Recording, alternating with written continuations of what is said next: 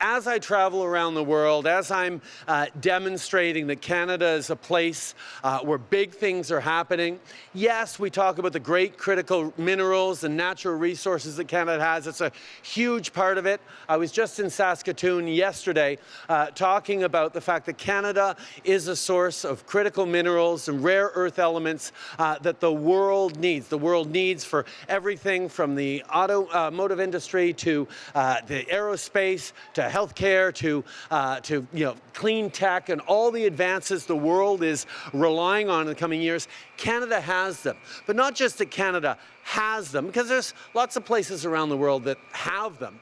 The challenge is a lot of those places are becoming a little less reliable as partners, as supply chains, and that's where Canadians doing things responsibly, with great workers, with strong values and strong work ethic, but also strong labor laws and protections, making sure we're doing things right, making sure we're doing it with environmental responsibility, making sure that when customers around the world are looking to see if they're buying good things, because their consumers are going to want to know where it comes from. Being able to say this was done responsibly, this was done well, is not just an advantage. It's starting to be a requirement.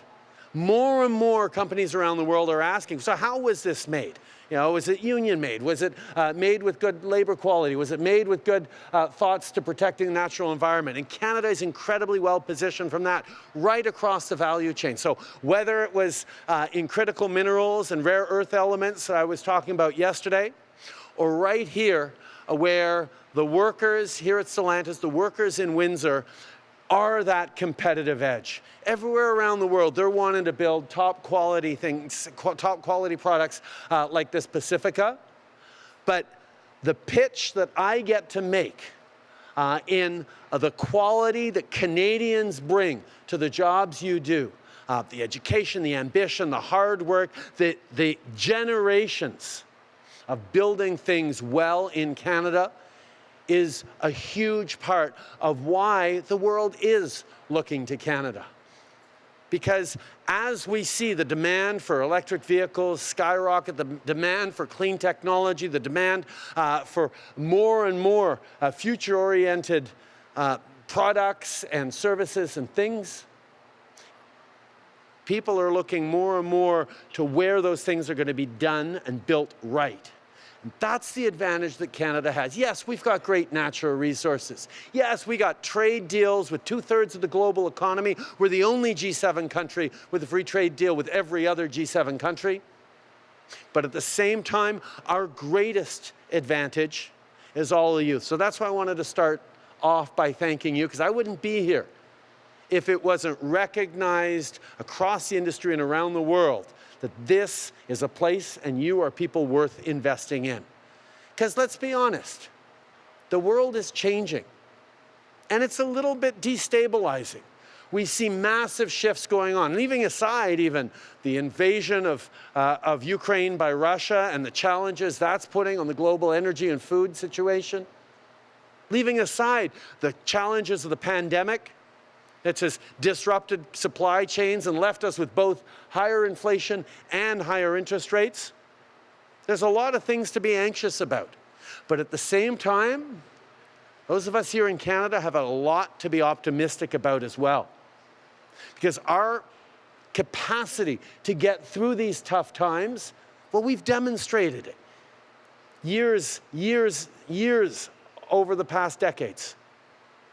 What do we do when times get tough? We pull together. We lean on each other. We're there for each other. We roll up our sleeves and we lean in. And that's what we're doing right now. That's what all of you have been doing through some challenging years here in Windsor. But we're seeing that that's starting to pay off now.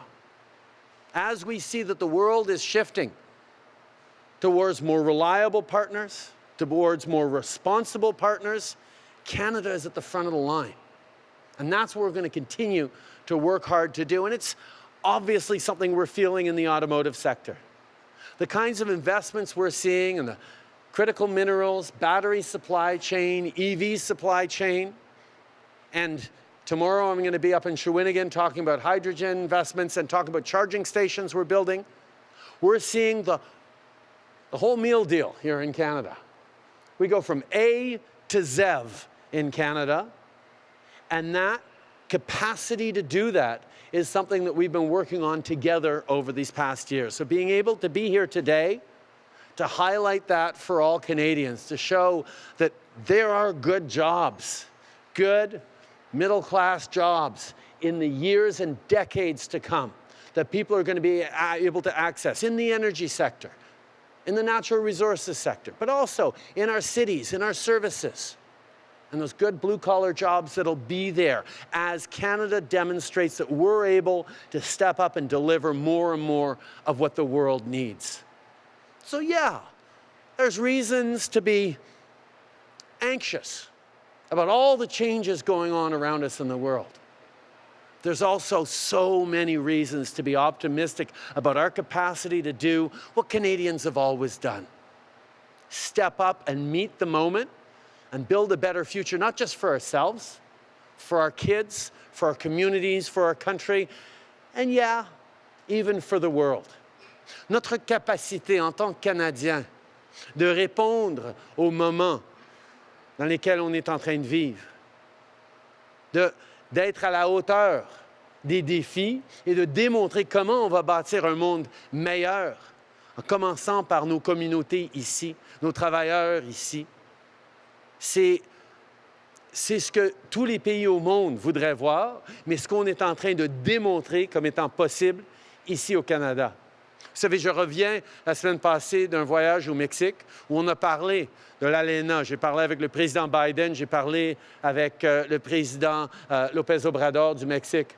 And I can tell you, the opportunity to sit down with the Mexican president and the American president to talk about how we are building in North America, not just supply chains, but value chains that are going to be competitive with the entire world, and indeed put forward solutions that the world is needing, is really, really exciting. We're doing that by sticking up for free trade. You guys will all remember the uncertainty of a few years ago where we all pulled together.